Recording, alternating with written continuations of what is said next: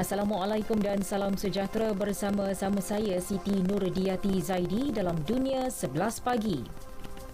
Pertubuhan Kesihatan Sedunia WHO menggesa negara-negara Afrika untuk meningkatkan kemampuan mereka memacu imunisasi terbesar di benua itu.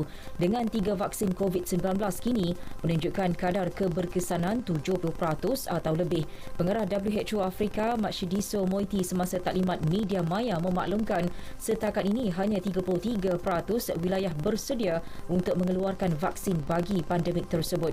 Kebimbangan utama adalah kekurangan dana dan alat pemantauan. Tambah Moeti, jurang logistik dan keuangan menyaksikan pembiayaan utama di peringkat antarabangsa sangat diperlukan.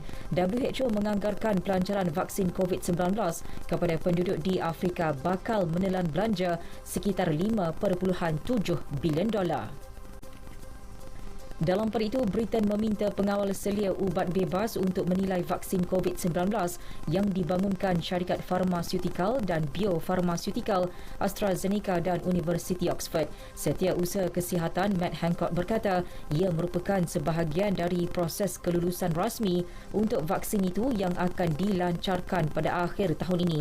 3 pengeluar vaksin COVID-19 Pfizer, BioNTech, Moderna dan AstraZeneca Universiti Oxford telah memohon persetujuan agar vaksin mereka dapat digunakan seawal bulan depan. Ketika ini, AstraZeneca telah menyelesaikan peringkat akhir ujian klinikal tahap 3 vaksinnya sebelum persetujuan pengawal seliaan. Bahrain akan membuka konsulatnya di Sahara Barat Maghribi ketika negara Afrika Utara meningkatkan desakan diplomatik untuk memperkuat kedudukannya di wilayah yang menjadi pertikaian.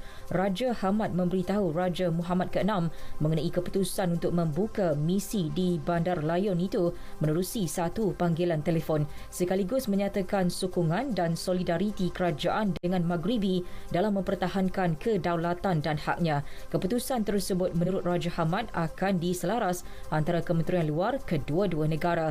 Ketika ini, Maghribi menguasai 80% wilayah Sahara Barat termasuk perairan perikanannya. Di Habsyah, pihak tentera menyekat salah satu jalan utama yang menuju ke Sudan di Humera. Langkah itu bagi menghalang rakyatnya melarikan diri dari konflik Tigray dengan melintasi sempadan di timur Sudan. Pesuruhjaya tinggi PBB untuk pelarian UNHCR mengatakan lebih 40,000 pelarian menyeberang ke negara jiran Sudan bagi mencari perlindungan sejak awal konflik Tigray pada 4 November. 70% daripadanya kini berada di Hamdayet di wilayah Sudan Kasala, selebihnya di wilayah Kedaref.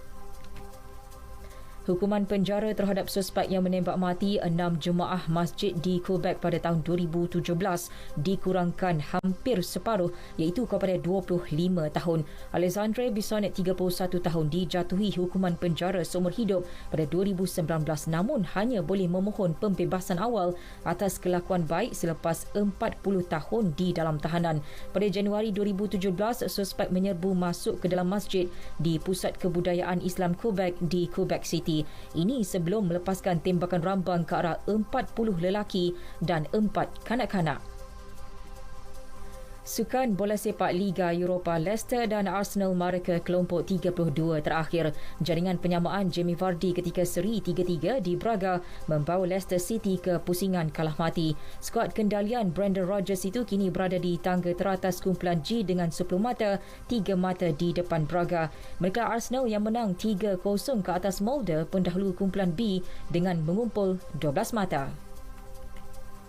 Sementara itu, pemain Napoli memberi penghormatan buat legenda klub itu mendiang Diego Maradona dengan masuk ke padang memakai jersey bernombor 10 sebelum memulakan perlawanan Liga Eropah awal pagi tadi.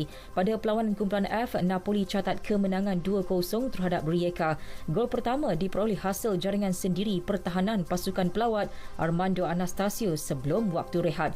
Irving Lozano kemudiannya mengesahkan kemenangan Napoli apabila menjaringkan gol ketika perlawanan berbaki 15 minit.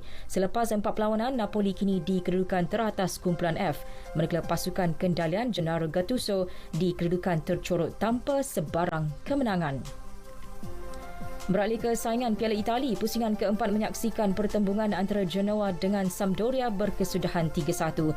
Terdahulu dalam satu lagi perlawanan, Torino menang terhadap Virtus Entella 2-0. Sekian berita yang disunting oleh Eza Yusmawati Yaakob dari Pusat Berita RTM. Assalamualaikum dan salam sejahtera.